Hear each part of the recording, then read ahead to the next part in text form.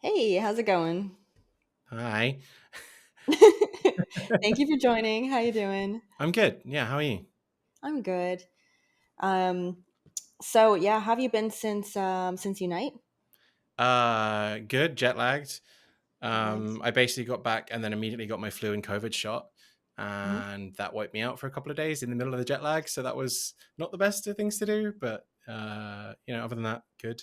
I went to visit my sister in Switzerland straight after Unite, so it was nice to just sort of catch up and see How my was family. Switzerland? Cool. Yeah, it was the first time in Zurich, and it's it's a nice area. It's a European city. It's expensive, but so is Vancouver. So Yeah, yeah, of course. You're probably used how to were living. you? You flew straight back, right? If you know what? I was like, when everyone was going to like a second destination nearby, I was like, I should have planned this better. But you know what? Like, I came home like as soon as I left to travel home. I'm like, you know what? I'm so tired. Mm. I'm looking forward to just getting home, getting back into routine, and yeah, it's kind of nice to just like come back after and not have to like traveling is exhausting. I don't Hmm. know, Did especially you when you have a actually take any schedule. time, or did you just go straight into streaming? Yeah, I'm pretty much straight into streaming. So just jet lag streams. Yeah, yeah. I'm still getting like into the hang of things. It's been a slow return to routine. But yeah, it was a nice break. It was nice to get away for a while. It's nice to see all the other insiders and hang out with Yeah, everyone. that was my honestly. That's always my favorite thing about that trip, right? Like you're aware that obviously Unity are having us out there, but at the same time, it's like I just want to hang out with people. Yeah. No, they do a good job of like making it chill and like we still go and see all the stuff that's Mm. relevant and we get time to hang out and stuff. So it's good. It's good Yeah, balance. Yeah. So okay, you've why don't did would you want to talk a little bit about what you do in your own sure. words? Okay. Yeah, I guess I am a professional developer. I work at a studio here in Vancouver called Sondler Studios. I've been making games for about 6 years, 7 years now, and I moved here in 2019. I started working for Sondlust at the end of 2020, and I have been working for them ever since. We're working on our first sort of flagship title. It's currently unannounced, so I can't really say anything about it. But it's going to be a sort of procedural narrative strategy game. That's as much as I'm allowed to say, really. Um, in my spare time, I still do game stuff, and I run a YouTube channel called GameDevGuide, teaching Unity and sort of intermediate stuff. Basically, things that I'm doing while I'm working on my games or projects. Things that I think are interesting that potentially aren't covered by uh, any other tutorials or anything that is more focused on large project scope things, because I find a lot of the tutorials, which is fine, that's exactly what it's there for, but they tend to be focused on beginner level stuff or things that often might not necessarily be the best way to do things if you're trying to design a large project. Hmm. So I have I guess the best explanation is that it's content for me when I was trying to learn something 6 months ago, or for me in the future when I'm trying to remember how to do something. It's a good way to describe it. Yeah, Yeah. it's good. Yeah, and I think that there isn't enough videos like that. Like you said, a lot of the videos do cover beginner topics, which Mm. does really well because most people going into like so many people will want to do beginner stuff, Yeah. but then that means that there's kind of a gap, which is great that you're filling in some of those places Yeah. where we need tutorials. So it's And I cool. get it too, because it's really hard. It's really easy. It's not easy not to diminish people's work, but it is a lot easier to make beginner content, because you can just kind of make everything in a void, and you don't need to explain everything all the time necessarily. Mm, But with a lot of that's this true. intermediate stuff, you either have to make a bunch of assumptions that somebody already knows something, or you have to go through and explain some of the aspects of this content, and you have to build a framework, because a lot of the content is tied to like a larger game. So you kind of have to build that game to be able to explain the type of content that you're doing. So if it's something, for instance, like a save system, right, but something that's actually state driven or whatever, you have to kind of almost build a game around that to explain all the different variations of things that could happen within a game to be able to save it, rather than just, using player prefs or whatever in Unity, and actually building like, here's the serialized data structure and why it's built this way. Um, Right. And there's a Mm. bunch of other examples as well, but a lot of my content is, I spend a lot of the time just building out a demo scene, because um, it's a hard balance between something that works as a demo scene but still needs to feel like it's an actual game and have the structure of an actual game in order to work. So Yeah. No, I get that. Yeah, there's a lot of new things that I've encountered making a bigger project that right. I would never have thought of until I started doing it, right? So Yeah, I understand exactly. totally what you mean. And then, like, Yeah. you have to think about how you would teach that to somebody, right? You kind of have to give them the context in order to teach them that thing that you've learned. And that's Right. definitely the hardest thing about producing, which is why I don't make videos every week. Or sometimes it Yeah. takes me 6 months because I'm just trying to figure stuff out. So Oh, so it's like a big range of time to make the videos, depending what the topic is? yeah, I mean, I'm not making content all the time either. I don't have it's my hobby. So, on my side gig, I guess I'm full-time employed. So that takes most of my time. I'm also Mhm. trying to maintain a relationship and friendships and like a social life, Yeah. and, uh, and look after my dog and right, like live. So Tell me it's more often a about what it's balance. like. Yeah, it's often a balance between like making my own game, because I'm making a game on the side, working on that, and then actually making content for the channel, Mm. um, or anything in between. So it's a delicate balance of the small amount of time that I have of figuring out what to dedicate it to. Um, Can I ask you about that? Like, I yeah, love hearing about because a lot of people I talk to, yourself included, are balancing so many things. Like you said, you have and it's a lot of it's game dev related too. So like you yeah, have your full time 9 to 5 working on it with a team on a project. yeah, Then you're working on your like your side hustle YouTube channel. I don't know if it's a side hustle. It's a pretty big project. And then it's um, you're doing another game of your own. yeah. So and then like you said, you have like an actual social life and like human being things going on. Like, how do you balance it? How do you manage your time? Do you do it intentionally, or do you just find a routine that works? Yeah, it's a little mix of things that I like. There are some things that have deadlines, and so those things, some YouTube things specifically, maybe I have a partnership or a sponsorship for a video, so that has a deadline, right? So that tends to prioritize things. Most of the time, it's just a balance of what I feel like I need to work on. If I haven't made a YouTube video in a while, I feel like that sort of takes some priority. But yeah, it's just sort of momentum and inspiration. Some weeks, a big video game comes out and I want to spend 2 weeks playing that rather than doing any work on my evenings, because I just need to relax. And the biggest challenge is making sure that I'm doing my full-time work efficiently as well. And I'm not the best at that sometimes because I'm terrible at going to sleep when I should. But it is just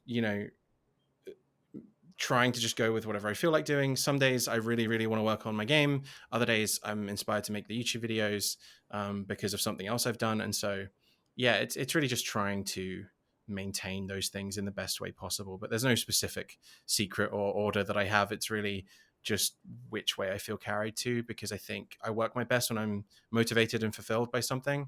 So I'll often try and use that as my biggest driver. But yeah, it's tough. I mean, more often than not, I will just be like, I'm too tired. I just want to watch TV tonight. And, because Yeah, I'm for coming sure. off of a 7, 8 hour workday, and then Yeah. I don't particularly want to sit there and do a bunch of coding for 4 hours or 5 hours. But every now and then, if it's like an art task, maybe I'll be watching a podcast on YouTube or something. And it's like, oh, I can just do some 3D art on the side, and I want to do that, or, you know, play a game or something. So how about Yeah, I you? Like, think yeah, I mean, it's a little bit easier for me because my streaming and my project go hand in hand. mhm, So that helps in a way. It's not like when I'm done well, I mean, when I'm done streaming, I still do stuff like the podcast, or mhm. sometimes I do YouTube videos and that kind of thing. But for the most part, it overlaps, I think, in a way that's like a little bit easier to manage. Mhm. But also like when I'm not managing my social, like the things that are still important end up just like going away, like social life so, for like a while. Like I haven't been out of my house for a few months. Like or like chores get like neglected. So I do Yeah, sometimes struggle with it, and it shows up, and I'm like, I need to take a break. I need to slow down a bit, and yeah, that's when I gotta like remind myself. Have you yeah, experienced burnout at all, yeah, or absolutely. yeah? Yeah, 100%. I mean, I had that with my last project. I spoke about this a little bit in the announcement for my side game, which is called Cabs of Chaos. I had a management game that I was working on since for years, and it was something that I was doing in between contract work.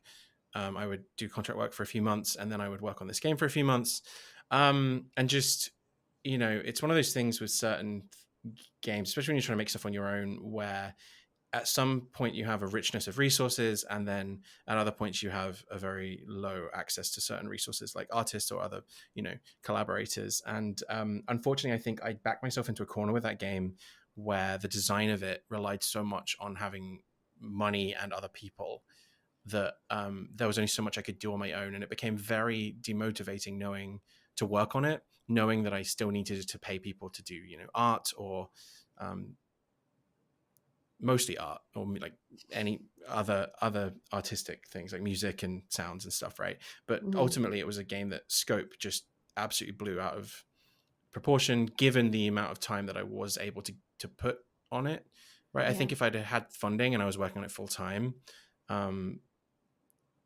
it would have been more viable. But ultimately I just had to shelve it because by the time anytime I sat down to try and work on it, I was just like, there's so much left to do. It was just overly ambitious given the resources that I had available to me, and so that was kind of the motivator for moving into this other, more arcadey racing game thing that I'm working on, um, because one of the aspects of this was is after getting this full-time job at Sonderlust, I was then working on a management game in my full time. So going from working on a complex sort of management game where you have a lot of systems and things in your head to another complex management game, I had to remember what I was working on months ago and then also keep all of that stuff in my head at the same time just became so draining that I was miserable, like really, really annoyed because I was beating myself up against not working on it, but I also just had no motivation to work on it. And so this new game came from just me tinkering, honestly, Mhm. a lot last year and at the end of last year and into the new year. And I just kept tinkering. And I was like, oh, okay, this is a project that I can make where it's mostly just tinkering. And there's no Mm. pressure because I can do it all myself. I set myself a sort of visual target that I knew I could achieve on my own. Like it's not going to be the best looking thing in the world, but it's Mhm. something that I know I can do art for. It's kind of a cartoony art style, so I can get away with a lot more, especially when it comes to character designs and stuff, things that I'm definitely weaker at. But it just, I knew it's something I could just tinker with in my spare time and it have no, the dependency chain was just far, less. And the scope of the game is small because it's just a sort of fun arcade thing. And it's like, okay, well, given I don't have much time to work on something in my spare time, um, how do I make something within that sort of constraint?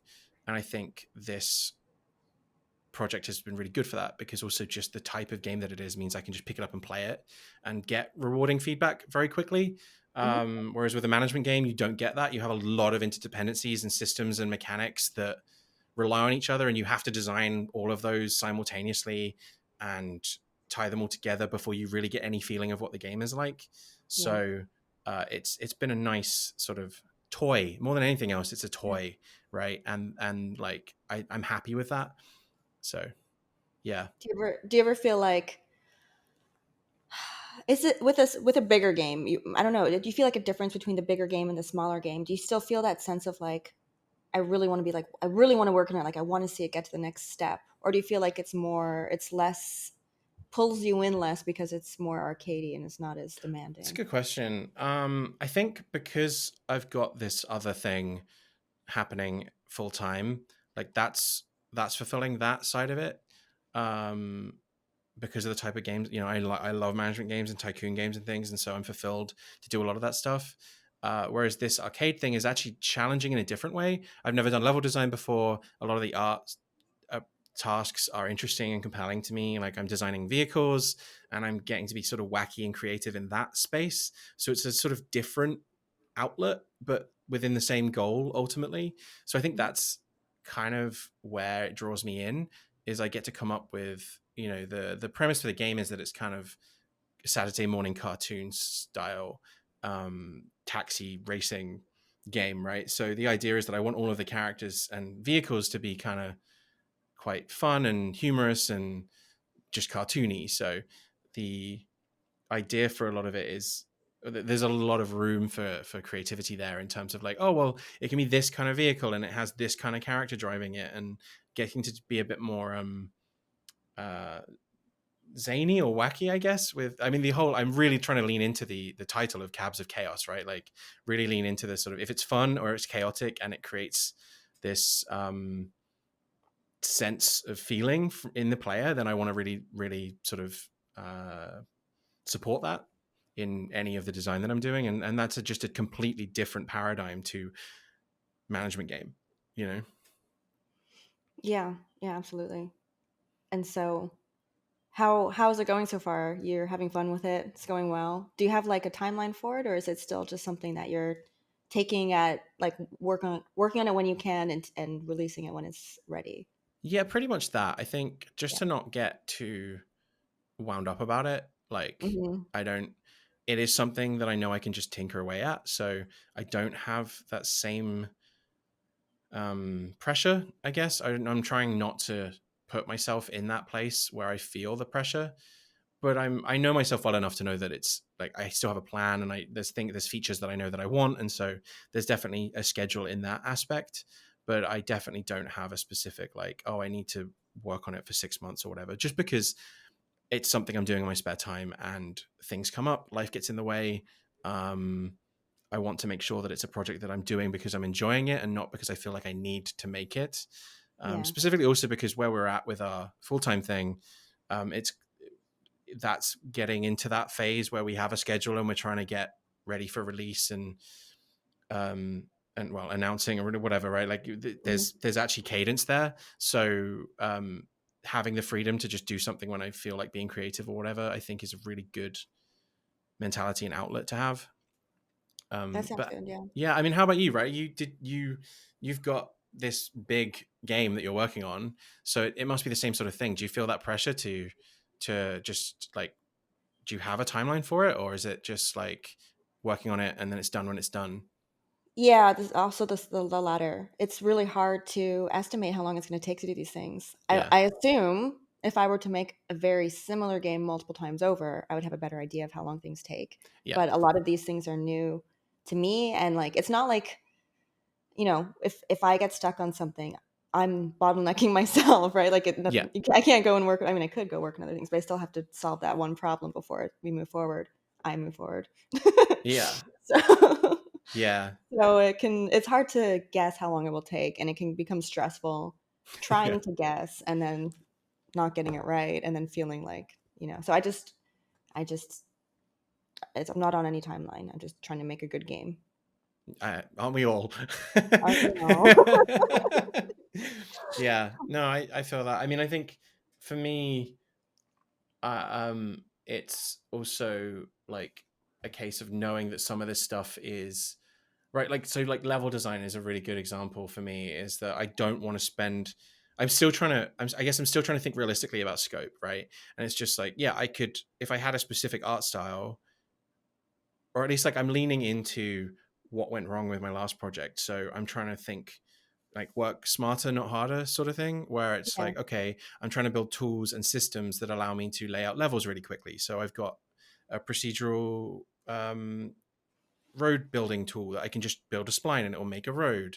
And it's these kind of things. And so I'm working right now on a procedural building tool, because I realized that the biggest challenge of a sort of arcade racy kind of game is the setting, and specifically it's going to be within a city or suburban area for me. I do not want to spend a year just making like building assets, right? So it's my solution to this is, okay, well, maybe I can build a system that allows me to define specific assets and then can write rules to build them out procedurally based off of that, right? And then it's like, okay, well, I can get 2/3 of the way there with this procedural tooling system. And then if I have any bespoke assets, which I would need for the destinations or whatever for the characters to get dropped off onto, right? Like a Hmm. cinema or something, then Hmm. that's where I focus my energy and my time. And that is then, rather than being, let's say you need 100 assets, 90 of them can be made with this procedural tool and then decorated very quickly with it can do most of the framework of a building, let's say, and then I can just go in there and add a couple of extra decals or details to differentiate them between each other, change textures, right? And then spend all the time in Blender working on this like one, I guess, the sort of hero assets, right? And sort of same thing with the vehicles and characters and whatnot, right? So I think for pedestrians, I'm going to just build a procedural character generation system for pedestrians and just have a few different assets that can swap in and out, Sounds cool. because it's one person making a video game, right? I think you have to do those shortcuts, and it's often a case of like, what would I achieve if I did all of this one to one?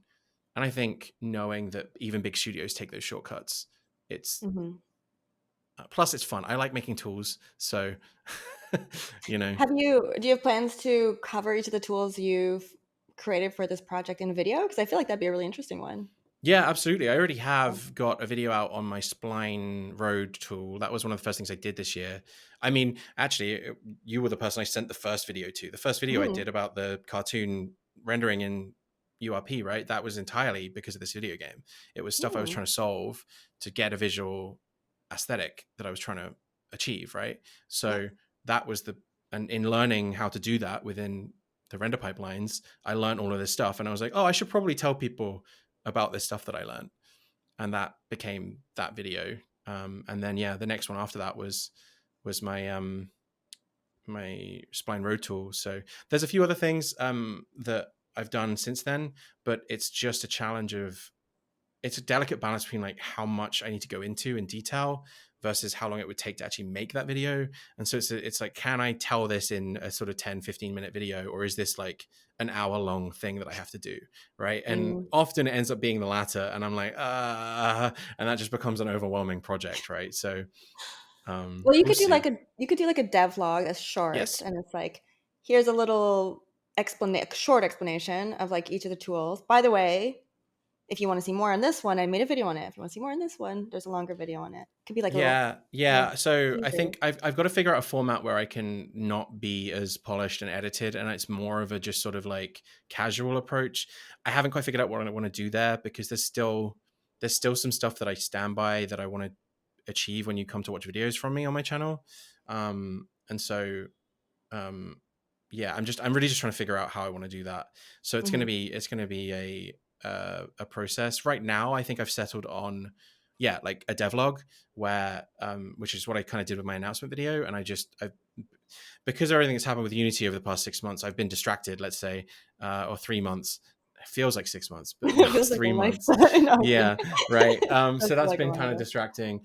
But now that the dust has settled a little bit, I think when the new year swings around, I'll be able to produce a video on, the actual official first devlog of Cabs of Chaos, and I can go through everything I've built up to that point, which I'm quite excited about, because there's a lot. I've done mostly just posts on Patreon for people that subscribe there, because it's easy to just take some screenshots and write about it, and at least just sort of do a case study, I guess, of different things I'm working on. And that seems to be going down pretty well. A lot of the patrons seem to really enjoy those little snippets. But again, it's time, right? It's just like, well, I have to dedicate time to making these videos versus I can do one of these patron posts pretty quickly in an hour or so, you know, And still one get all that evening. info out, and it's going straight to the Yeah. patrons. And you've been how long have you been doing Patreon for? You like it? Um, how long have I? Maybe a couple of years, I think. I don't know specifically. I can't quite remember when I first set it up. Yeah, I mean, it's good for the people that want to support me. I appreciate the people, financially investing in the stuff that I make, and it helps me pay some bills. And Hmm.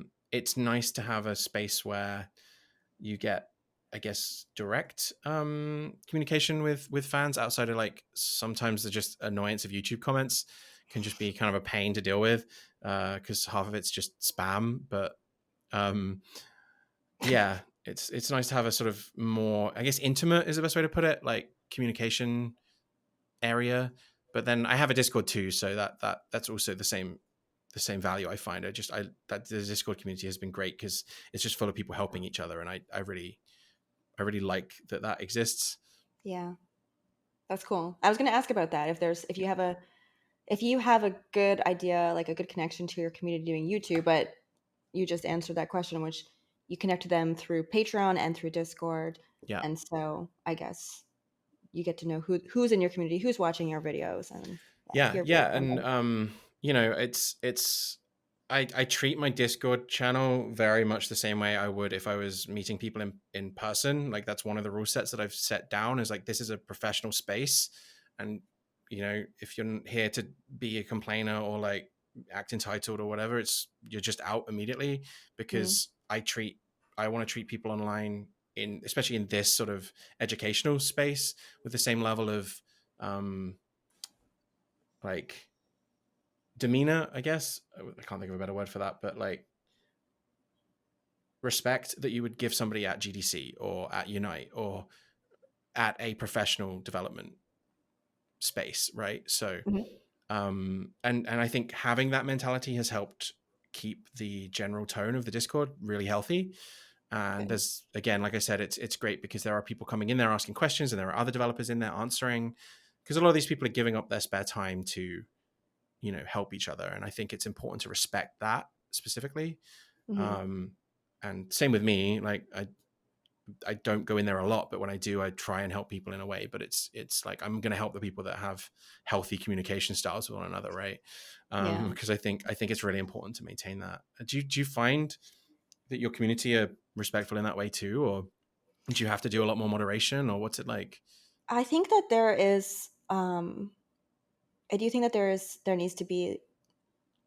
I don't know if moderation is maybe the best word, but there needs to be um, a precedent set for a Yeah. community online. And I think when you're streaming and it's live and it's many hours a day, like if something comes up and it's inappropriate, I have to speak to it, which, on YouTube you can just delete the comment, but Right. I do try to I do try to speak why it's not okay to do those things. I do try to give people the benefit of the doubt. If it's a clear, obvious troll, I will Mhm. ban and just say like that's super inappropriate or whatever the case might be, just so that people who stick around know what is okay and what isn't okay, and then and that can be hard to like balance because some people might find one thing funny or inappropriate or offensive, Right. and especially on Twitch, it's really not a professional setting, so it's hard to Yeah. like keep it. But I think that there is a good there is a good understanding with the Twitch community of like what is okay and what's not okay, and people kind of encourage good and discourage bad behavior. So it ends up being pretty good, especially after a long period of time. Mm. Yeah. Yeah, I can see that. I mean, it must be challenging to kind of stay. Like you've got to address stuff, but then you also don't want to hang on things, right? Otherwise, you're giving reasons for people to like make attention if they want it, right? I guess that must be a challenging thing as well. Um, you know, I think when I was starting off, it was harder, but after doing it for so long, I don't tend to get people who are like trolling for the purpose of getting attention. I think I do a pretty good job of shutting it down now, and people just it's not fun for them. Right. They're told why it's not cool, and like it's not cool, so they like, oh yeah, well I'm not going to keep doing it. You know what I mean? Yeah, that makes sense. Yeah, That's cool. yeah. It does. I think it did take some learning though. Do you have like moderators or people helping with your community management or editors or people Yeah. on the Yeah, I stuff? have a really dedicated group of a very small number of people in the Discord server that are mods and will just like manage it for me, which is Mhm. excellent. And I really appreciate them because they're great. And they help keep it kind of going and keep people engaged.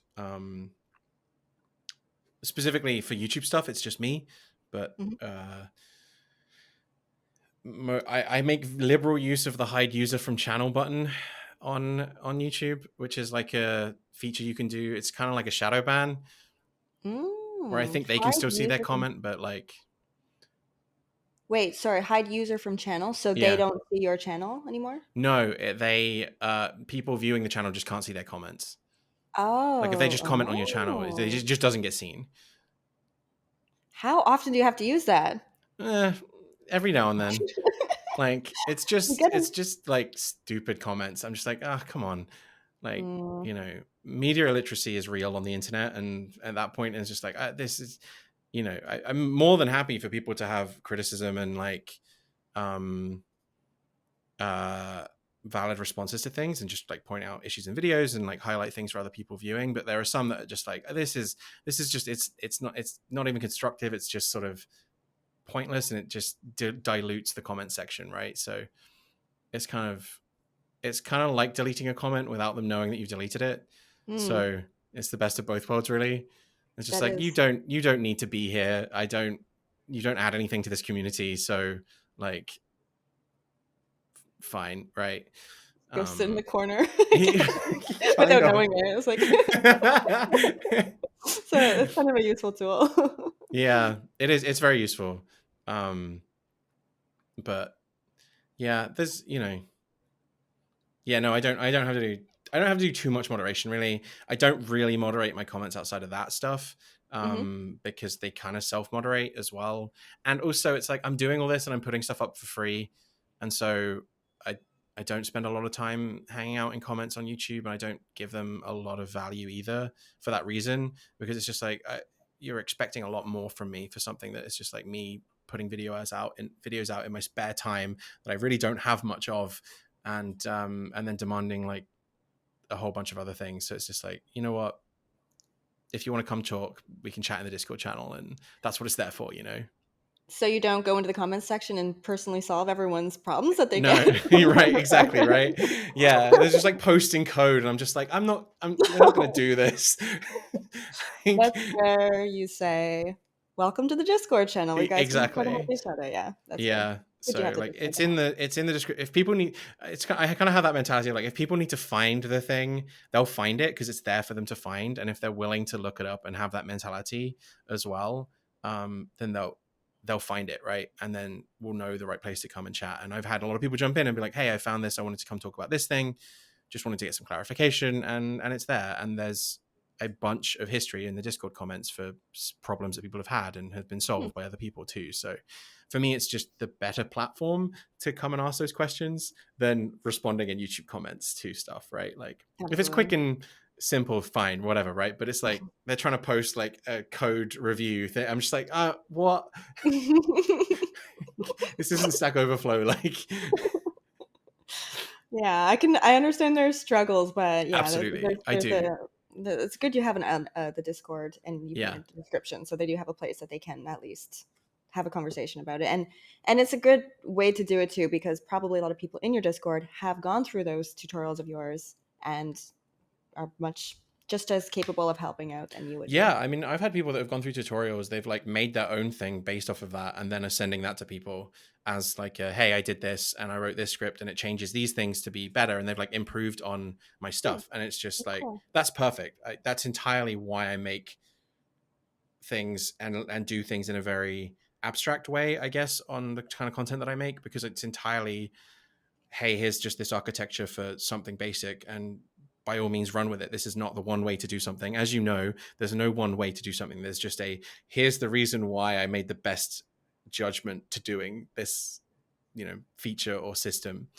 Um, and it's never going to serve everybody's use case. So I try not Mhm. to pretend like it does. And so when somebody comes in with a use case that they've tried to solve, and somebody else has solved that use case, I'm like, great, cool, awesome. I'm glad you've managed to get something from this, right? And it's just, I make the content, like I said, it's for me 6 months ago when I was trying to figure something out and there wasn't anything. And so if I can like provide that resource that is at least a step in the right direction, that's really all it's there for, as far as I'm concerned. I don't want to hold people's hands, and I intentionally don't do that through my videos, because that's not the kind of content I want to make. Right. So I saw this I saw this like clip of this lady doing it was a recipe that she was explaining, like a bread recipe, but she, like the caption was like, I don't know who this lady's target audience is, but they are annoying her. And like in her video, she kept saying like, she's like, use white flour if you're gluten free, if you're like, find another recipe. She kept saying like, find oh, I another saw that recipe. too. Yeah. It's like, can I replace this with rice? It's like, no. She's like, stop asking me where I got this pan. It's in the description. Stop asking. Like, just so annoying. Yeah. I I was like, mean, will yeah. we get there one day? Is that the end? Is that the end of your content No, creation I career? think I've been terminally online long enough to know that that's where it ends if you don't put precautions in place, such as the ones I've described. Yeah. You know? Yeah. Have you ever done YouTube full time, or was is this a recent thing that you're doing it on the side of your 9 to 5? Or I mean, I worked for Unity and I made YouTube videos for Unity full time, but that's really the only time I've done it full time. I mean, it doesn't sustain unless you're a content mill, which I just never want to be because I don't enjoy that kind of content very much. So content mill? yeah, well, you're just like putting out a video every other day just to make sure that you're getting the ad revenue that you need to survive, or like doing sponsorships or whatever, Oh, right? I see Where what you're saying. it's a quantity over quality type approach, Hmm. which is fine. You know, there's a lot of channels that do that. Like, again, it's like there's stuff that serves that purpose for the people that want to watch that kind of stuff. I don't want to do that. I feel comfortable in this niche that I found. So, um, it's really challenging to make a living on YouTube, specifically in this kind of space, without doing videos like every other day. And that just Hmm. creates a specific type of video that you have to make, right? Like the videos I make, I could not produce in the turnaround that would be required for sort of daily or by date, like 2 or 3 times a week upload schedule, right? I could maybe do it once every week if I really pushed, but that would be tiresome, Interesting. Yeah, that makes sense then. right? And Like, yeah, and honestly, like you're on a really cool project too. Like that's not yeah, how do I put this? I'm sure you maybe I'm like correct me if I'm wrong, but I can imagine that a job like that, like it's a very interesting game. Um and so and it's not a huge team. Like it's I imagine you probably still get fulfillment from the things that you do on it. Like you're a yeah. huge part of it. You have Yeah, a I'm the huge lead engineer on impact the on it. project, so So but I do a lot of design work mhm. because my boss Nels um, appreciates my background. Like that's why I work there, is because I have a background in management games and systems and stuff. So we share a lot of interest in the same type of thing. So he's also only one person and needs help. So a lot of us do design work on the team, and it's great to be able to do that alongside just coding. Mhm. As somebody who has made games, and that's what I do, right? It's like it's a very jack of all trades situation. So I don't think I'll ever end up being a specialist. It's probably why I would never get on too well in like AAA or anything, Mhm. because I don't think I would consider myself a specialist. I'm definitely more of a generalist, and this is just like the perfect job for a generalist because it's just like a bunch of different types of tasks, which is great. Yeah, that's cool. Um, yeah. I think, the other side of it too is like making YouTube videos full time. The type of stuff that I'm making, it would be different, right? It's like, unless it's devlogs and you're actually making a game full time. Um, kind of like what you're doing, right? Like you're making a game and that's your stream content. It would be Mhm. very different if you weren't able to do that, I would imagine. If you were having to make specific tutorial stuff every other day and you couldn't work on your game, you'd have to make content like each day different, I suppose.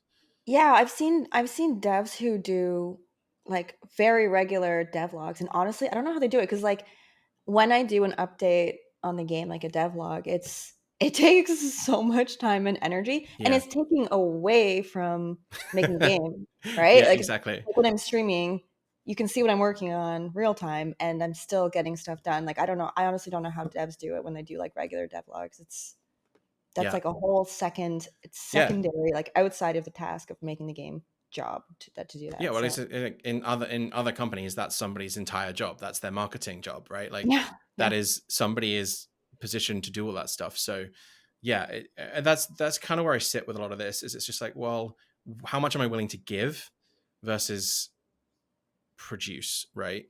And I most of the time I'd rather just work on games. But I have a background in film and production and media, so I enjoy editing. I enjoy the editing process because Mhm. that's a lot of things. I do get that as well. It's like, well, why don't you hire somebody to do all this stuff? And it's just like, well, I get the joy from creating the story that I tell in my edits. That's the reason why I started the channel, is so that I could scratch that itch, I guess, in in the middle of all the development work I was doing. So um, it kind of doesn't make sense to hand this off to somebody else and like try and produce more content for that reason, Mhm. because it that defeats the purpose of the channel, why I do that in the first place, right? Yeah, no, and it honestly it shows through on your videos too. There's a Ah, very thank you. it's very nicely edited, like it flows nicely. And I don't think unless you found a really good editor, it'd be hard for you to translate like the idea you have and like the story you're telling through your videos Yeah. to someone else and then get it enough to actually make it happen. Yeah, So well, that's yeah, hard that's too. it too, right? Like it's a very technical thing, and it's Mhm. like I use the editing to match with the technical thing. It's just like it's a very specific type of person, which means they would be very expensive, probably to hire. And again, so it ties down again to the type of content that you make, right? I feel like maybe devlogs or something you could pass off to an editor or have at least a draft made and then have somebody and then polish it off yourself or something, right? But you know, it takes a little bit away of why I do what I do, and scripting and writing and just producing the whole thing is Mm. more out of a creative fulfillment thing too, more than anything else. So Yeah, I get yeah, that. It is a cool way to be creative. It can also be very time consuming. it's definitely that. I think that's the thing is like a lot of my decision making is based on like how much is it going to take away from my Yeah, main project, and a lot of the time exactly. like and even this I was even today I was doing like level design and environment art, and I'm putting things together. I'm like, this is fun. It's kind of like relaxing, but it'd be so much more fun if like I didn't feel the pressure to like make progress on the game, and I could just sit back and enjoy the process. Like, Yeah, it's yeah, hard to do that, but I still yeah. enjoy it. It is. It is. It's exactly like you're keying exactly into my, what I'm getting at, where it's just how much is this going to take away from the thing that I actually want to be doing, which is most of the time just making video games, right? Hmm. It's like I Hmm. do like making other content, and again, it's creatively fulfilling there, but um, I see a lot of it more as just like skill sets that one has, right? And it's just balancing around which tools or skills you want to kind of hone at any given time. And most of the time, it's just I just want to build my game skills. Speaking, okay, you have multiple things going on. Hmm. All of them kind of revolve around game development. Do Yeah. you think do you think game development like affects who you are as a person outside of game development? 100%. Oh, Okay, absolutely. in what ways Yeah. do you think? Um, you know what? I think more so that it is part of my identity because it's not a job. It is just it's a lifestyle. But seriously, in terms of like I've managed to turn something that I love into something I get paid to do, right? Mhm, And I'm very aware that there are a lot of people in this world that don't do that, that they work a crappy 9 to 5 that they hate just because they mhm. need to get paid and they have to live and whatever, right? Whereas I've been lucky enough to have the opportunity to be able to do um game development for a living that I would be doing in my spare time anyway as a hobby, right? And I Yeah. am doing in my spare time as a hobby, right? So, um, but it's also, I think, also part of it is that it is all encompassing in a lot of the skills that I have. So it's a really good outlet from a project standpoint, right? Because like other people have hobby projects, they build models or they, um, bake or they cook or whatever, right? There's projects or they work on cars or so I think there's a lot of people that are fulfilled by project-based activities. And I think for people like us, it just happens to be game development, like making video games is how we take those skills that we have and use that as our creative outlet. Um, but I don't know, maybe people that make cars for a living wouldn't enjoy getting paid to do that. I'm not sure. Yeah, I think it really depends.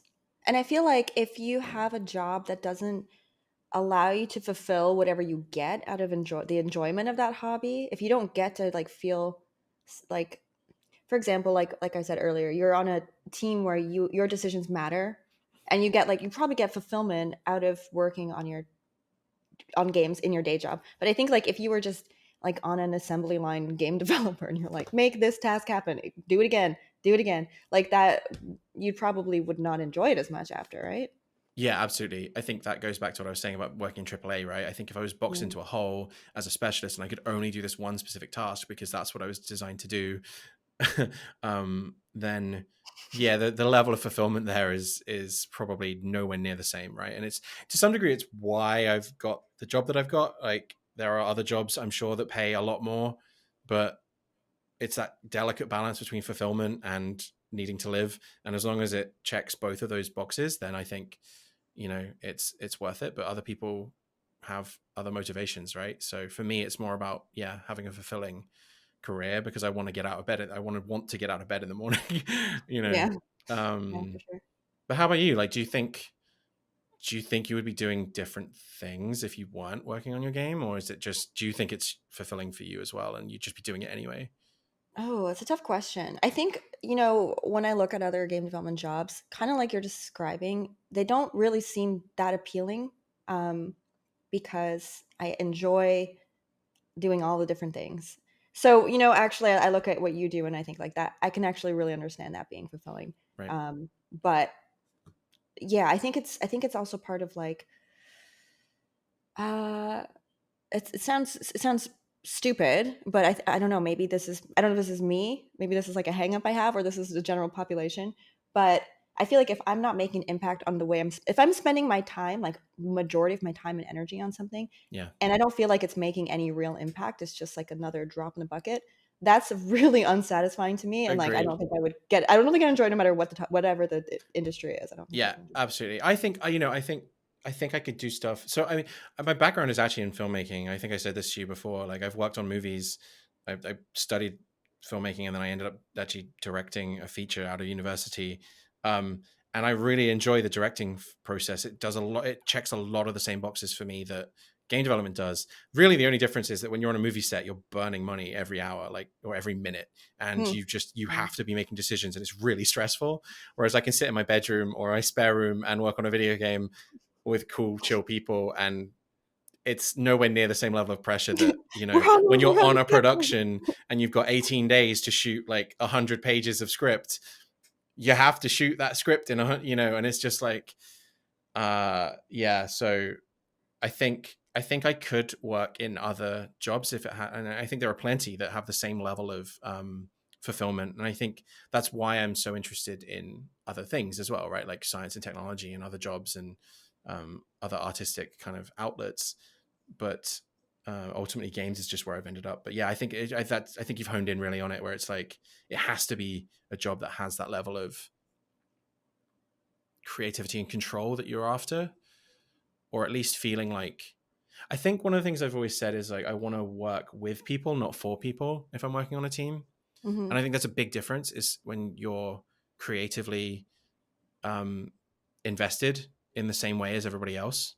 You Hmm. know, I don't know what do you right? Because you're working on your own on this project, right? So, what are your opinions on working with other people, or like have you had previous experience with groups, or is it something you're planning that you just want to avoid forever, or do you want to grow into a bigger team eventually? That's a tricky one. And I have worked with people in the past. And I think working with people is here's the thing, working with people on a project that's not bringing in money actively is very difficult Yes. because now you have, like, let's say you have two people on a project and you don't get paid till the project's done. How do you both, like, it's very difficult for people to one person to be able to work on that long term or to, and like, there's a very, very challenging element to that. um, I have like contracted out people to help here and there, and that's, I think, is the best way rather than trying to partner with someone and like you'll get a royalty or percentage or whatever. Like I think that's too stressful because now you've got certain obligations, and b it's difficult to manage. So I think this approach is good. I don't think I would want to like have a big company with a lot of people. Like maybe my goals will change down the road, but I like being hands on. I like doing the tasks. It'd be nice to work. It'd be nice to do more of what I do. To have a budget where I can bring people on for this part of the game or that kind of thing, um, without having to worry about budgeting and that stuff. I Isn't do that like working with other people. I feel like that's kind of the key, right? Where it's a delicate balance of how much money you have or are burning every Mm, when you are working with other people. I mean, I totally agree with you. By the way, I think trying to work in a small team when none of you are getting paid is a really dangerous situation, and it's kind of why it's the same sort of issue I was running into with my old game, is that I just couldn't pay people, so I just didn't work with other people, because there's also a level of like investment, right? When it's your thing, mhm, you have that investment, and that's enough to not be paid to do. You're happy to give up your free time, but to ask somebody else to give up their free time, like, it's worth different values to different people, mhm, especially on the thing that they're willing to do. And mhm. so I think, there are people that exist that are very lucky and they have a partnership where like they can both just give all their free time and go off because they're both bought in at the same value level. Yeah, yeah. But I do think just on like a financial, legal, emotional level, it's very messy. So yeah, I'm all for that. But I do think it's interesting that you talk about like it's different maybe if you were funded. So, if I gave you like $1 million, what would you do differently? Would you hire some people to help you move things along faster? Or is there any like specific types of people that you want to work with? Would you bring another programmer on board, for instance, do you think? That so the way I would approach my current project would be different than if I got $1 million before starting a project, Okay. because then I could structure things differently. With the current one, I would probably just hire contractors to help with like different things, or like maybe not. I mean, what would be great is bringing someone on to like help fix bugs, even, Yeah, and just right. hiring someone to come and just like go through, and they're just fixing bugs while I can finish Well, you're whatever. writing bugs that they can fix. Yeah, the dream, right? Someone else fixes your bugs. No, but like basically having people help with all the parts that take up time. So like I can still do these things, but there's someone helping with the bug fixing. There's someone helping with the creating of even like the texturing. There's someone helping with the animating. There's somebody helping with the environment art. There's somebody helping with Mhm. like all the different areas, and I'm just kind of make sure everything's coming in together. And obviously, probably still be hands on, but just getting support in the areas that take time would be the best way to go about it, I think. Yeah, What about you? How it's would you kind of the approach? same. Like I'll be contracting out probably the music to Cabs of Chaos, because I already have somebody that I've worked with in the past and he's excellent. Um, but it's one of those things where like it's only going to happen when I can afford to pay for it. Um, yeah, when it comes to, I don't like I don't want to spend more of my time being an admin and running a company than I do making a video game. And so that's the delicate balance. And I think contracting is the way to go for that, where you just bring people on board as and when you need them. Mhm, And that may end up being for the majority of a project, but it just gives you that flexibility, I think. So mhm, I really like that as a structure for making video games. Um, but yeah, I think I agree with you. Like, you're right. It depends on when that cash injection comes in, right? Because yeah, you would also maybe make a different kind of game right, and scope things in a certain way.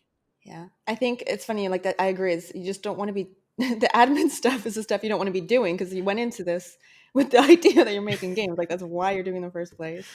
Yeah, So, like, I mean, if I had the budgeting and I was going into a new project, that would be the first thing I would hire for, is I'd hire someone to just like do a all project of the manager. Yeah, administration I was stuff. thinking about that too. I was like, I'd hire a biz dev person or a business manager. Like, I Yeah. find I find so much more value in somebody to do all the paperwork. Mhm, That mhm. I just want to sit and code. Yeah. Well, I mean, that exists. That's a very possible way to go about things. Yeah, So, no, I think it's a good business model. Um, I think especially when you don't know where the next budget, like, paycheck is coming from, right? Because I think setting up a studio and gambling it all on this one project with people's lives, I think, is risky. mm, And we've seen it. yeah. You see it happen. You see these studios set up, and then the game doesn't do very well, and then they have to close. And there's just like the level of entanglement that exists when you're doing a full sort of corporation setup. So Mm, yeah, I think the sort of project based contracting aspect on a small team scale um, makes sense, right? And then if the game does really well, maybe you have it in the contracting agreements that there are at least some royalty shares too, because I think that seems to be a fair way to do it, right? mm, Depending on maybe how much they've contributed to the project or whatever. mhm. Um, but then potentially that then becomes a decision of where you focus your incentives on, right? Because I mean, we're not all here to make money, like to make a million. Obviously, it would be nice, but some people just want to make games for the sake of it, right? Like I'm Yeah. in a weird space in the middle where I just want to be able to make my next game and make enough money to make the next thing or the next few things. Um, but there is always that thing in the back, right, where like anything could just make a shit ton of money out of the blue. Yeah. I mean, what talking with like talking about payment structures. I worked with a voice actor, um, and they had an interesting model. So they do work on AAA games, and they also sometimes work on indie if it's a cool project, sure. And but the way that they charge their rates are like per word, and then Oh, the rates interesting. go up if the indie game like meets certain thresholds, then you're expected to pay a little bit more, which I think is great because that allows them to still work on fun indie projects without having to charge a lot. But it's also kind of fair to them. If your game does happen to do really well, then you still pay what a AAA studio would pay. So, as in, like after the fact, so it's in their contract that if the game does really well, they'll receive a payment, like just an upfront sort of royalty payment or something. Yeah, yeah. Hmm. Yeah, that's not a bad way to do it, Yeah, I right? kind of like that. Just sort of secure a deposit or whatever. Ultimately, Yeah. Yeah, it's yeah, true, and, like, it is weird to it's like I feel like there's this almost like an element of gambling when it comes to game development because you do sometimes see people just, like, basically win the lottery, like yeah, Flappy Bird, and it's like right. some people have that kind of in the back of their head when they're going into it or thinking about this or whatever it might be, and it's kind of a weird mentality that's kind of around the whole thing, you know? Yeah, I mean, games as a service to make money is a whole sort of space that I Yeah. think we could obviously go into, but I don't think we have time to go into. Yeah. Um, but yeah, no, I'm the runaway successes I think are really interesting to me, or the sort of underdog successes are what's interesting about game development. I think if you are making video games to make money, you're in it for the wrong reasons, and you could be doing Mm, like a financial tech job with the same level of skills and be getting paid a heck of a lot more. mm, So I think the risk reward factor, it's why investment is so um, hard to come by in the games industry, because the risk reward is just not there for investors in the same way that it is in other projects, right? Like yeah. this is an industry that makes video games within 3 to 5 year time spans. Most investors can invest in other things for similar, if not less, amounts of money and see way higher yield on their investment than a video game, because most of the time video games just about break even, you Right. know. um, So honestly, it's one of the worst industries to invest money into if you're looking at it from like a capitalistic sort of perspective, um, which is why I'm glad there are people investing in games that aren't in it for that reason, and they're there to make sure that we get content and good product out there, right? So there are funds that exist specifically for that purpose, to be like, hey, we just want to fund projects, right? Um, the yield isn't as important, but it's also why it's so messy and complicated, because it's expensive, right? Mhm. But that's cool. Where like for you, right, the Kickstarter and stuff, and or Patreon or everything we've been talking about, is other funding sources exist to allow for us to do things like that, or YouTube, right? Like people Mhm. funding their way through game development via the devlogs or tutorials, or whatever it may be, right? It's interesting that that has become another way that people use, artists, I guess, use to fund their craft in Yeah, what was traditionally a very limited space.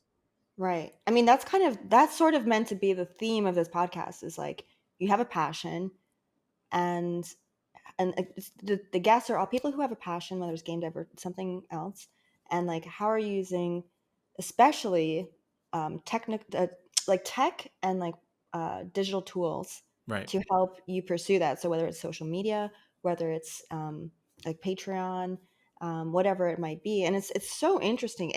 And maybe it's not. Maybe it is a part-time job. Maybe it's a full-time job. Maybe you find ways to balance things. Like I find that so interesting how people go about it in all these different ways. And there's like so many different paths you can carve. It's so interesting. We're Yeah, such an interesting time to be pursuing your passion.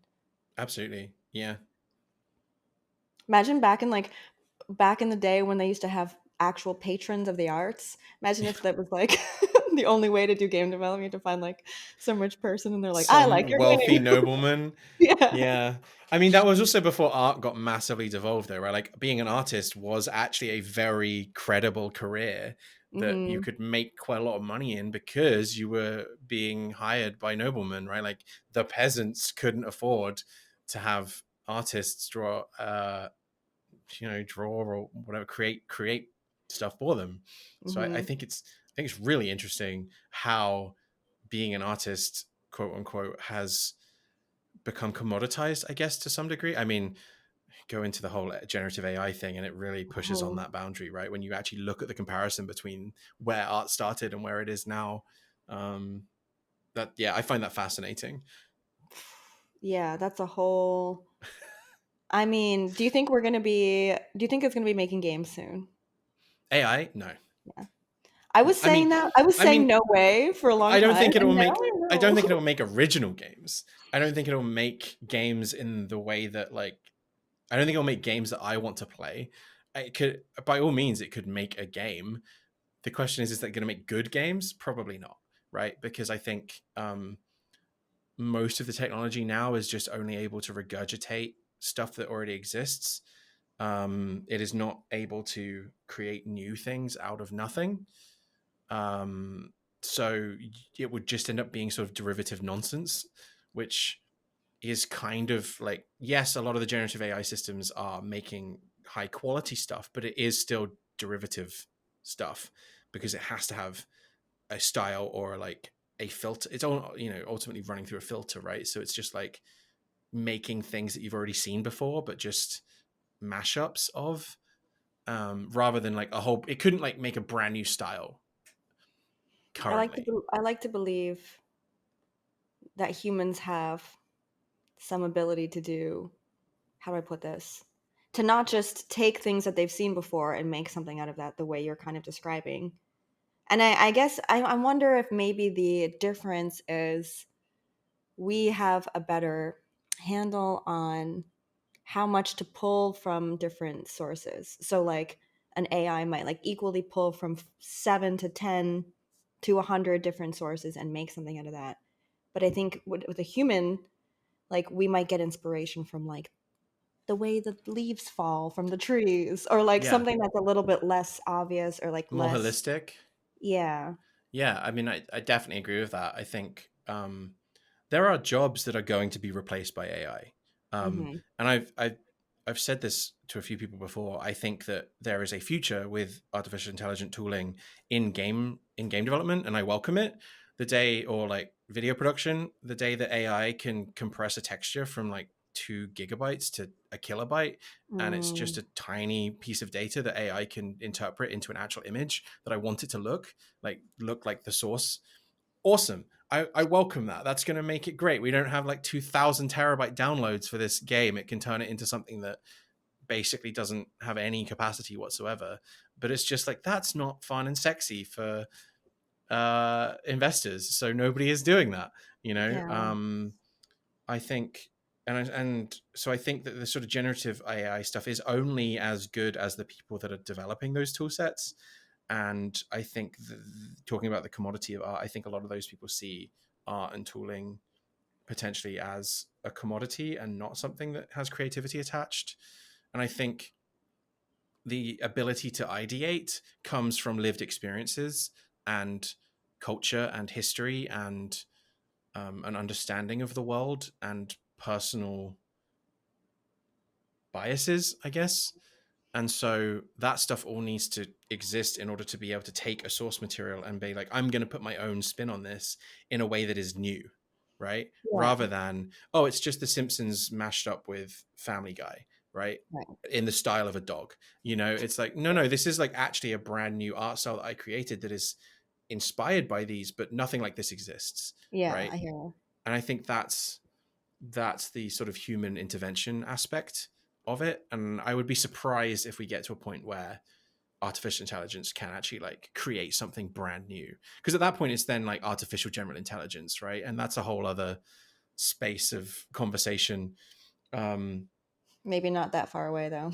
it might not be, like, it's very possible, but then that comes up to other things of ethics and and like, should we even get to that point, right? Yeah. Who knows? Maybe. I mean, it would be cool, I guess, to have like some kind of cyberpunk future where robots exist in the same way that humans do, but I don't know. I think you brought up a good point. Lived experiences, Right. like having a personal lived experience has some value to it. I think that is would be difficult, at least very difficult to feed into an AI. Like I don't know, maybe you can capture every I don't know, we do record so much of our life. We do have all of that digital information. It could potentially be recorded and fed into a system, but even then, I don't know if that would still quite be the same as living and experiencing a life. So that is Right. And I something to mean, keep we in grow and mind. change, and we, you know, have space to move between ideas, and we try things and experiment. And that's an important part of our process and our ability to evolve ultimately. And so I would, I can't see a version of generative AI that can do that, because it just, it's just code, right? Right now, specifically, it's no, like, ultimately, it's the current systems are just predictive text in a, more complex wrapper. um and so when we're thinking about creativity, being able to sort of use what, like, you and I could be tasked with drawing the same thing, right? But you and I will come up with a very different interpretation of that, just because of our own life, right? Hmm. And it could be the exact same prompt. And this is the thing about, let's use, generative AI as an example of this, right? Like, we could have the exact same prompt and come up with two very different things, Hmm. but the generative AI will kind of really only go down the same path unless you go through and change a bunch of settings, right? But Yeah. to put 100 people in a room and give them the same prompt, they're going to make vastly different things There's with that. actually a really fun little activity you can do. It's called tree reading, and you basically give someone a bunch of different pencil crayons and a piece of Mhm. paper, and you're like, draw a tree. That's the only prompt, and take as long as you need. And then you look at the tree, and based on like what they drew, how big it is, if they drew a sun, the size of it, the number of branches have leaves, what time of year, it all like says something about you. It's kind of a fun little like personality test to draw a So if you tree. draw like a dead tree and there's just like necro fire happening in the background, there's something seriously wrong with you, maybe. Maybe it's time Like, it's a to do some depression work. test potentially. Yeah. Do some more work. No, that's cool. Yeah, but it's kind of exactly the great example of humans being able to do stuff like that, right? Like, it reads Mhm. into our own psyche, and to be able to understand the world and the way that we understand the world. Um, so yeah, I think games will probably exist in that space. But why do you play a video game? Do you just play it to kind of, I mean, right? Like, I think it will produce the same kind of games that people maybe play on the toilet or like on the bus or whatever, that kind of are just mindless. Like, I don't want to sit and be within my thoughts. So I'm going to just like do this very simple game, right? That Mhm. is flooded on the app store, right? Like, so is that the kind of stuff that you'd want to play? If AI, like, AI can probably make most of that, because a lot of those are just quite simple kind of logic systems, and People play those games. they do. I mean, exactly, right? But like I said, it's not the kind of stuff that I would want to play. Right. Right? Like, it's fine. Like, those games are very successful. So there is obviously an audience there, and there's obviously a demographic and a lot of money to be made. There's probably a little asterisk there of like, they're intentionally designed to milk money from people in the same way that people go to casinos and sit at slot machines for hours on end and like drain all of their life savings. I will, that there is a design ethos that exists within a lot of those games for that. So putting that box aside, though, yes, they're very successful. But that's one of the reasons I don't play those games, because I don't find them fulfilling. Mm. One of the things, like, the reason I enjoy the medium of video games is not to be and sit at a glorified slot machine, right? So if I want that, I'd go to a casino. Yeah, I hear you. How about you? What do you think? Do you think we're going to get AI games? Hmm. I feel like it's so hard to understand. It's with the what AI has been capable of doing in just the past few years. It's so astonishing and so difficult to predict what the future is going to look like in general, not just with games, but and not just with AI, but every part of the world that AI is inevitably going to touch in some way. Like if you're like one that I thought, interior design. I find interior design very interesting, and I thought like, oh, AI won't really be doing interior design. You have to be in a space. You have to do this. But like you can upload a picture of a room and it will redo it with the design you ask. And like there's so many Mm. things going around. It's hard to imagine. And it's like, do you remember when there was like an explosion of apps being made Yeah. and everybody was like, "Oh, you're a developer? I'm trying to make an app." I feel like that's what's Yeah, happening we're right now there with right now. AI. Yeah, absolutely. It's Like just everything everyone has to have wants, AI. Like, I yeah. want to have AI in there. And it's like, yeah, but that's what it's like. I welcome AI that makes my job as a game developer easier, right? Mhm. If I can get it to do things that, and I think the interior design app is a really interesting idea because to some degree that's really helpful to create lots of moods and styles very quickly to something that may be quite tedious to somebody trying to actually mock all that stuff up in Photoshop or whatever, right? And it's why like generative AI, as though I've been bashing on it, I do find it really useful. I think it's great for prototyping and for um, just making general like mood boards ultimately to Yeah. come up with some kind of visual aesthetic. I think because that's sort of the pre-production stage, and then maybe you take that to a concept artist and be like, hey, here's the sort of idea space that I'm living in.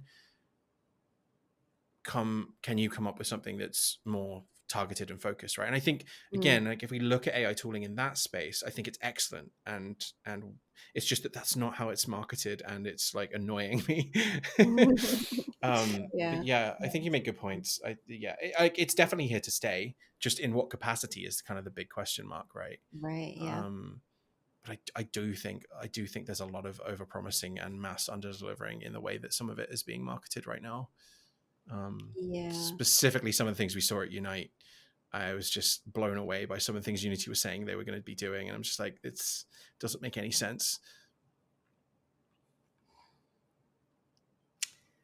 I How do I put this? I don't know. I feel like even if some of those tools are there, I don't know if I will use them. Well, who are they for? Maybe people.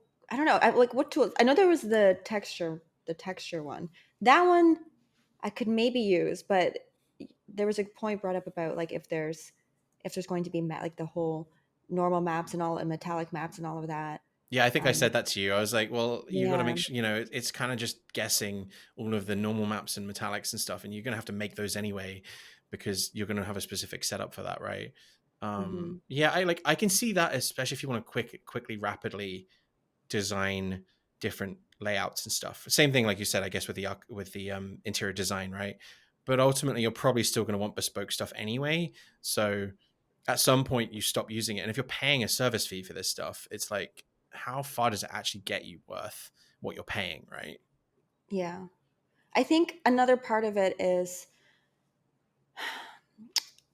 there is if there's whether it's with Unite or any other topic, the overpromising and underdelivering, I think is I don't know how to put this, but when you look at, for example, Midjourney and what Midjourney was doing in 2020, like when it was it 2020 when it first came out and first blew up? I I think it think was so, during like maybe. everyone's in lockdown. They're like, I'm just going to generate Yeah. cool images while I'm stuck inside.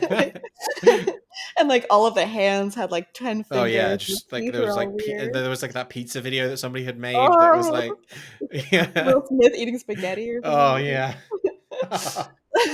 But now, like, it's so much better. And if you look Yeah. at even like the fidelity is incredible compared to if you look at the difference in just a few years, it's extraordinary. So I Hmm. think I don't know how capable these different platforms are at improving at the same rate, but it definitely gives a lot of confidence to consumers that the starting point is in fact just a starting point. Look how great Midjourney got. Look how great Dali got. Look how great ChatGPT got in You just a know, few years. you could use the same statement when it came to like blockchain and NFTs, and we don't see those anymore, really. So it's interesting. Not to diminish anything you said, I completely get where you're coming from. I just think it's interesting that you could use that in the same way, but for some reason, AI, it has more sticking power, I guess. But it was the exact same sort of spiel that we were getting with all of these blockchain tools and AI tools, and I was just like, who is this for? You know? Like you're So, saying, like Bitcoin's worth so much now. yeah, What and you're it's saying? just like, well, just it was like, here's this game store and it's on the blockchain. You want to get your video game on the blockchain? It's like, but why? Right. And Yeah. they're No, like, I know. we're gonna It make is. this amazing new competitor to Steam, but it's on the blockchain, so you own the thing. And it's like, but you already own. And it was just, I just remember going through those same level of like, what is this? Yeah. So it is interesting that AI has more staying powers, and I think you're right in maybe we've seen it. So people have, there's more sort of consumer um, faith in Mm-hmm. them sticking around. Mm. Um, I don't know how much more there is, right? Like, how much further does it go? Because if it's kind of Mm. already generating realistic imagery, maybe it moves to video. Is that where we want it to go? I don't It's know. going there already, Yeah. Yeah. whether we want it to or not. That's a whole other question. True. Yeah, Same with this is like like a deep snowball fakes. rolling down a hill situation, right? Like, Yeah, or like, have you seen like that you can get celebrity voices, deep fakes? You can get like people are using celebrity yeah. voices to do ads for that. I endorse this I'm Commander Shepard, and this is the best shop on the Citadel, right? Yeah, I So mean, like, the film industry specifically is very litigious. So we are going to see, I think we're very much in this infancy space, and I think a lot of that stuff, it's kind of also why I'm more hesitant about it, right? Because it hasn't been proven yet, and there's a lot of stuff that is ethically questionable happening right now. mhm, Um, like that's a perfect example of like actors' voices and likenesses. Film industry are very specific about using people's likeness, right? They want their money for stuff like that, and it is 100% going to end up getting in some litigious space for that. So I'm steering way clear from any of those tools that claim. yeah, but are they steering clear of you? Well, true. No, you're right. Yeah, as in like being duped into something that is potentially not actually sponsored by that person, but is like using fake tools and stuff. I mean, you have your voice, your likeness online available for people to Oh, do I what they see. want. Okay, so I have an AI double that somebody has made. Is that Yeah. what you're trying to get at? Yeah, maybe. And what if Well, what if they do tutorials in your voice, in your like, they just copy then you I with then I'm gonna yourself? lawyer up. Yeah, Like yeah. it's like, that. Yeah, like that's called plagiarism, and there's laws exist for stuff like that. So, That laws do exist for that, but I also think that it's gonna get out of hand. Like it's just right, gonna. it's deep fakes, and yeah, right. Of I completely agree. It's again, where do we draw? There needs to be a line, and I think it probably is just a space where unfortunately lawmakers haven't caught up to it yet. Mm, Um, but this is the whole thing with Steam, right? Is Steam have kind of vaguely drawn a line, vaguely on AI very stuff. vaguely, yeah. But it's definitely one of those spaces where they've kind of been pretty anti AI. Hmm. So is that a risk you want to take if you're making a game and you're making stuff No, you um, don't. with AI tools? Is it's like, okay, like am I gonna make that jump until it's unproven? Right. That's part of the reason I don't use AI tools, like, Yeah, because where will that line be drawn, and like, how much of your work will you need to redo if there was right. any part of AI If any, they may involved? just ban you outright, right? And are Yeah. you willing to take that risk? Right. Like Um, I know people who do. I know people who have like AI generate images in their games, and they upload to Steam, and nothing happens, and they're yeah, okay with taking that risk. But like, when you've been on a project for a long time, I don't know. I prefer not to have to worry about it. I guess if it's not yeah. I mean, I think not a if major it's part of the game. So like, why would I? introduce even a little bit of it that's going to put me at risk. Yeah. If it's Yeah. offline or you've transformed it in some way, I think that's fine, right? Again, if you're using it to create your concept art or whatever that you're using to then create content from, and but you're then doing all of that originally, then that's fine. Or you're like blending some of it into bigger content that you're actually producing yourself. That's no different than like finding a cloud asset somewhere, right? And I don't know, putting clouds in your game, but you've just got this cloud texture from, I don't know, Shutterstock or whatever, right? It's just like, it's transformative in that way, but I think a lot of people are using AI to just generate the majority of their sprites or all of this stuff for like, there's a percentage limit I would see where I think if you've got a very small amount of content, maybe that is, I don't know, a decal or something, that's going to be hard to see and it's fine. But yeah, it really is just how much risk you want to take, right?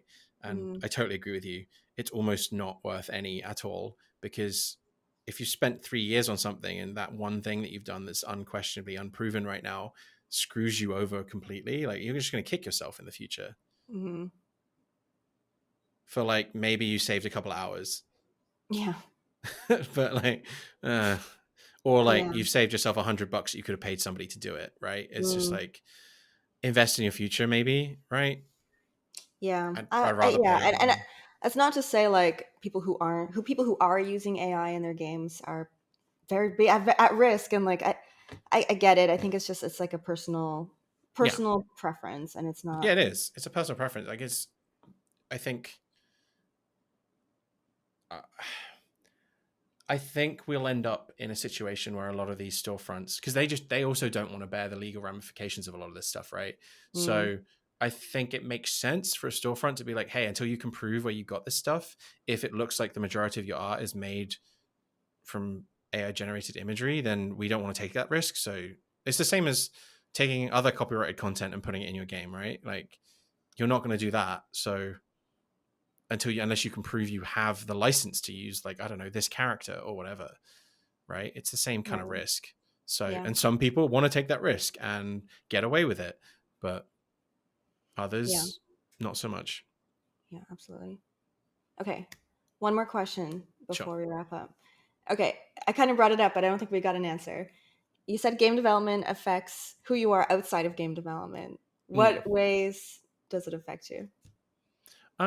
I just think about it all the time, right? Like, and the communication with people often leads back to games or game dev.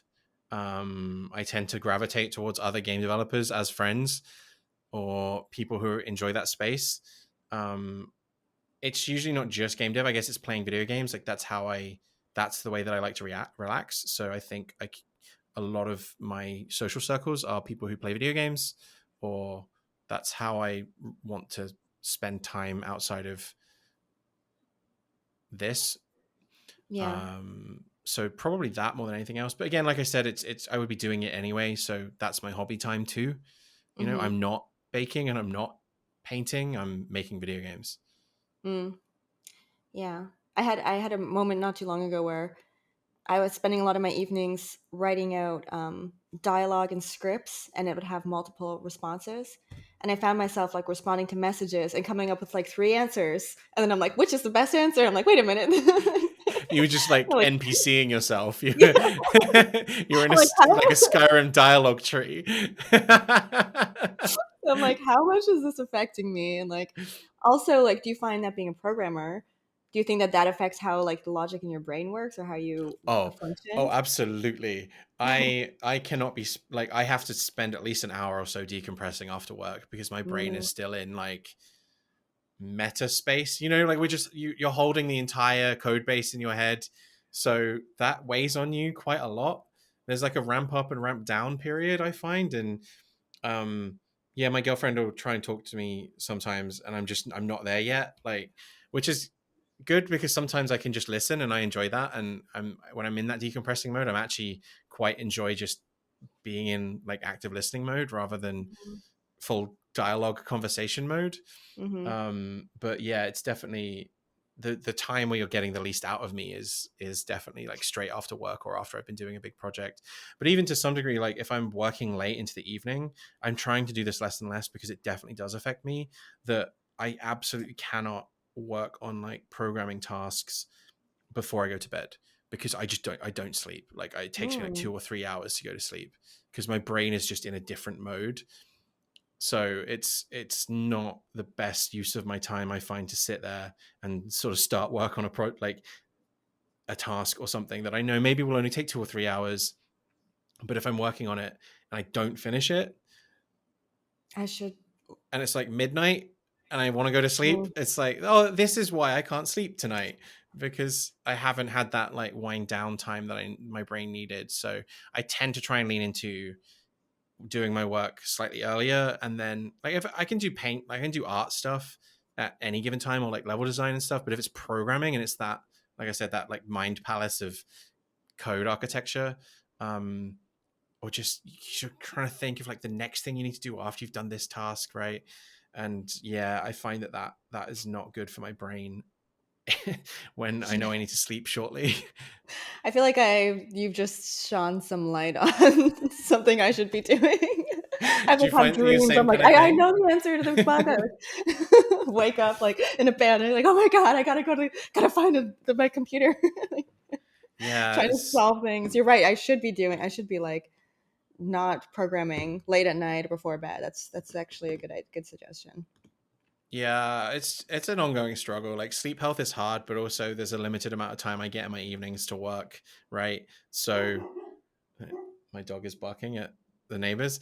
Um uh yeah, so it's just trying to manage that effectively, and sometimes it just gets to like 10 o'clock and I'm just like, no, I really want to work on this thing, and I know I'm going to screw myself over, but I really want to do it because I'm not going to have time for like another 2 or 3 days otherwise. And sometimes you, you make that mistake. But yeah, sleep is important, and I think that's one of the biggest things that I've started to really try and work on recently, is understanding that I cannot function very well if I don't get a good night's sleep. Yeah. So, um, because you're also writing bad code when you're tired too. That's another thing. Is if I'm tired and it's like midnight, I'm like, no, I've got to finish this. It's just like I'll come back the next day fresh and look at it, and I'm like, oh, I could have done this in like 10 minutes, and I was spending Right. 40 minutes on it because my brain just was falling asleep. Yeah. 100%. Yeah. Do you Morning is a find good there's that weird like yeah. insomniac state, right, where you you are kind of awake and your brain is kind of ticking over, but you are actually tired?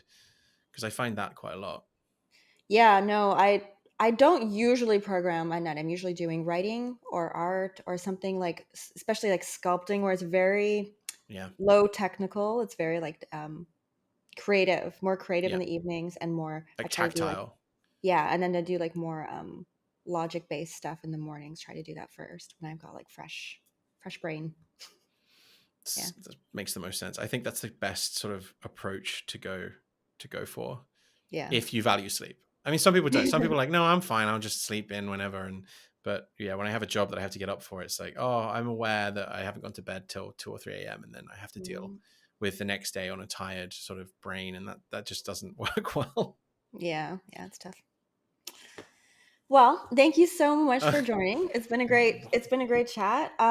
Where can people find you Thanks. if they want to check out your stuff? Yeah, thanks for having me. You can find me on YouTube at GameDevGuide, or GameDevGuide.co.uk. That just goes straight to my YouTube channel. That's probably the best place to find me. You can come join the Discord and come chat. Because Twitter is basically on fire. I'm on there, but I'm not on there. So the best thing to do is just come onto the YouTube channel, join the Discord, come say hi, and I'm sure you'll see updates from me about the games that I'm working on when we can announce the full-time project. I'm sure I will be talking about it over there too. So yeah, that's the best Awesome. best place to be. Cool. Well, thanks again, and I'll catch Thank you you. later. Take care. Bye. Bye.